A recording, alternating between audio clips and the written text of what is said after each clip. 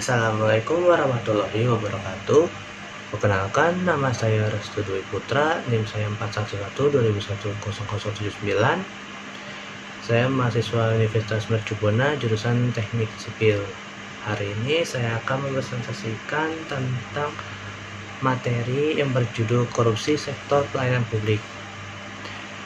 Pendahuluan. Indonesia merupakan negara yang berdasarkan atas Undang-Undang Dasar 1945 dan Pancasila sebagai landasan falsafah negara. Indonesia terdiri dari berbagai macam agama yaitu seperti Hindu, Buddha, Kristen, Katolik, Islam, dan Konghucu. Sehingga setiap orang kebanyakan menilai orang dari segi sosial dan agamanya. Pada masa Orla dan Orba, penduduk Indonesia dikatakan sebagai penduduk yang bersifat ketimur-timurannya karena sifatnya memang seperti orang timur. Maksudnya adalah sikap orang Indonesia pada saat itu bersikap sopan, santun, baik, ramah, tamah, dan jujur, serta rasa sosialis yang tinggi. Namun pada era reformasi, masyarakat Indonesia terkena demonstration effect sehingga sebutan Indonesia sebagai negara ketimur-timuran berubah menjadi negara kebarat-baratan. Disebut negara kebarat-baratan karena sikap moral dari penduduk Indonesia itu sudah mulai menurun. Undang-undang peraturan korupsi. Dengan maraknya korupsi yang ada di Indonesia, maka dibentuklah Komisi Pemberantasan Korupsi atau yang bisa disebut dengan KPK. Komisi Pemberantasan Korupsi adalah lembaga yang dibentuk dengan tujuan meningkatkan daya guna dan hasil guna terhadap upaya pemberantasan tindak pidana korupsi. Selain itu, KPK juga merupakan lembaga yang independen dan bebas dari pengaruh dalam melaksanakan tugasnya, seperti yang tercantum pasal 3 Undang-Undang Republik Indonesia Nomor 30 Tahun 2002 dan Undang-Undang Republik Indonesia Nomor 20 Tahun 2001 telah dijelaskan mengenai sanksi-sanksi dalam berbagai macam tindak korupsi. Pada kenyataannya masih saja banyak ditemukan kasus korupsi, seakan-akan mereka tidak takut dengan hukuman atau sanksi yang akan mereka dapat setelah terbukti koruptor nantinya. Korupsi juga mengurangi pemenuhan cara-cara keamanan bangunan, lingkungan hidup, dan aturan-aturan lain.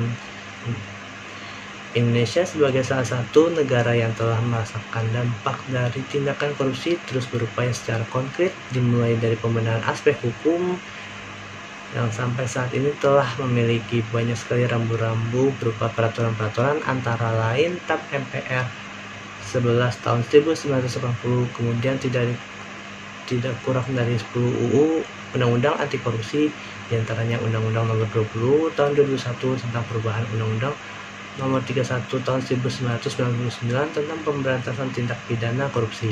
Kemudian yang paling monumental dan strategis, Indonesia memiliki Undang-Undang Nomor 30 Tahun 2002 yang menjadi dasar hukum pendirian Komisi Pemberantasan Korupsi. Pencegahan korupsi. Korupsi tidak dapat dibiarkan berjalan begitu saja kalau suatu negara ingin mencapai tujuannya, karena kalau dibiarkan secara terus-menerus maka akan terbiasa dan menjadi subur dan akan menimbulkan sikap mental pejabat yang selalu mencari jalan pintas yang mudah dan menghalalkan segala cara. Untuk itu, korupsi perlu ditanggulangi secara tuntas dan bertanggung jawab. Ada beberapa upaya penanggulangan korupsi yang ditawarkan para ahli yang masing-masing memandang dari berbagai segi dan pandangan. Menurut H. Ismail Susanto, terdapat 6 langkah yang harus dilakukan agar korupsi tidak hilang dan tidak dilakukan oleh masyarakat. Di dalam sebuah esainya yang dimuat di Harian Republika mengatakan bahwa berdasarkan kajian terhadap berbagai sumber didapatkan sejumlah cara sebagaimana ditunjukkan oleh syariat Islam.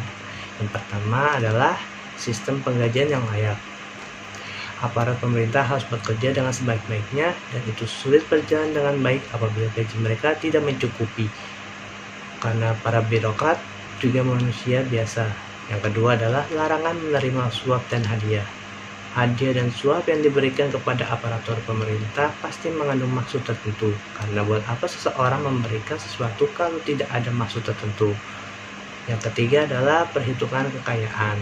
Orang yang melakukan korupsi tentu kekayaannya akan bertambah dengan cepat meski tidak selalu orang yang cepat kaya itu melakukan tindakan korupsi. Dan yang keempat, teladan pemimpin. Pemberantasan korupsi hanya akan bisa dilakukan jika para pemimpin, terlebih pemimpin tertinggi dalam sebuah negara, bersih dari korupsi. Yang kelima adalah hukuman yang setimpal. Pada dasarnya, orang yang takut menerima risiko yang akan mencelakakan dirinya, termasuk bila ditetapkan hukuman setimpal bagi para koruptor, berfungsi sebagai pencegah hukuman setimpal atas koruptor, membuat orang jerah dan kapok melakukan korupsi. Dan yang terakhir adalah pengawasan masyarakat. Masyarakat dapat berperan menyuburkan atau menghilangkan korupsi. Dari poin-poin tersebut dapat dieksplisitkan bahwa pemberantasan korupsi harus melibatkan semua pilar masyarakat. Pilar masyarakat adalah manusia, budaya, dan sistem aturan yang berlaku. Itulah 3 pilar masyarakat yang dimaksud.